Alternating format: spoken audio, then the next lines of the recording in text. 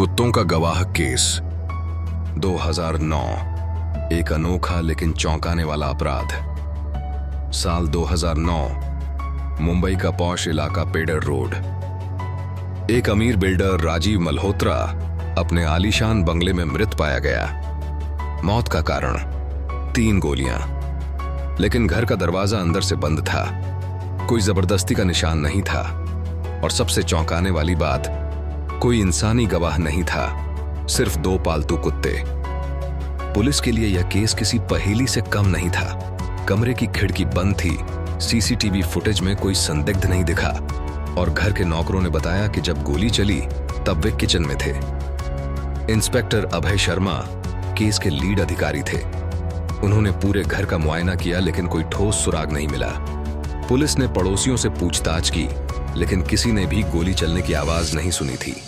बस एक ही बात थी जो सभी ने नोट की। मरने से कुछ मिनट पहले राजीव के कुत्ते जोर जोर से भौंक रहे थे। जांच के दौरान एक खास बात सामने आई। राजीव मल्होत्रा ने हाल ही में अपनी पूरी संपत्ति अपनी दूसरी पत्नी को देने का फैसला किया था, जबकि उनके पहले बेटे अमित मल्होत्रा को कुछ भी नहीं मिलने वाला था।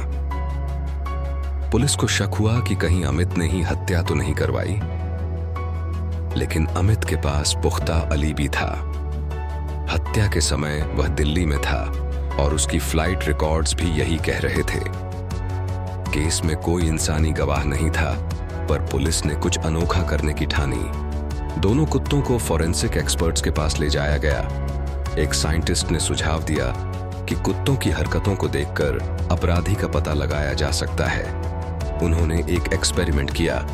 अमित मल्होत्रा और अन्य संदिग्धों को अलग अलग समय पर कुत्तों के सामने लाया गया। जैसे ही एक संदिग्ध आया, कुत्ते एकदम आक्रामक हो गए और भौंकने लगे।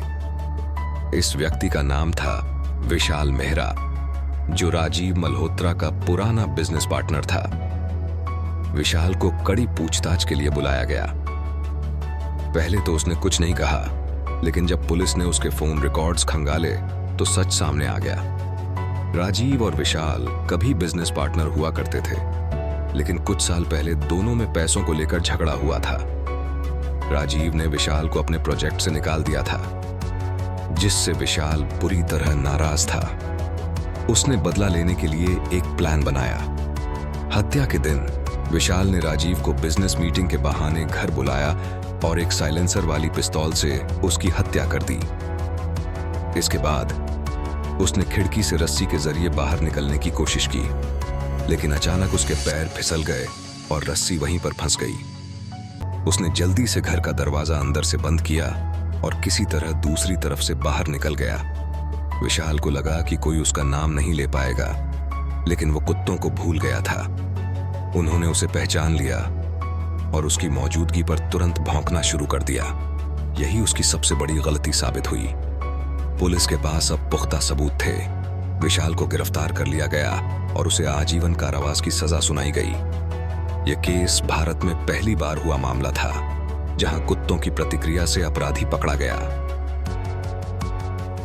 कहानियां ये सिर्फ शब्द नहीं होती, ये होती हैं भावनाओं का एक समंदर। ये हमें हंसाती हैं, रुलाती हैं और कभी-कभी सच्चाई का आईना भी दिखाती हैं। आपका स्वागत है स्टोरी हेवन में, जहां कहानियों का जादू जीवित होता है। भारत के प्रसिद्ध और अनदेखे अपराधों की एनिमेटेड कहानियां, ऐतिहासिक और आधुनिक घटनाओं पर आधारित दिलचस्प तथ्य, रहस्य, रोमांच और अद्भुत कहानियों का अनोखा संगम। यहां हर कहानी एक अनुभव है, हर किस्सा एक रहस्य। हमारी कोशिश है कि आप न सिर्फ सुने, बल्कि इन कहानियों को महसूस करें। तो जुड़िए हमारे साथ और डूब जाइए कहानियों की इस अनोखी दुनिया में। सब्सक्राइब कीजिए स्टोरी हेवन और बनाइए हर कहानी का हिस्सा, क्योंकि हर कहानी के पीछे छिपा होता है एक सच।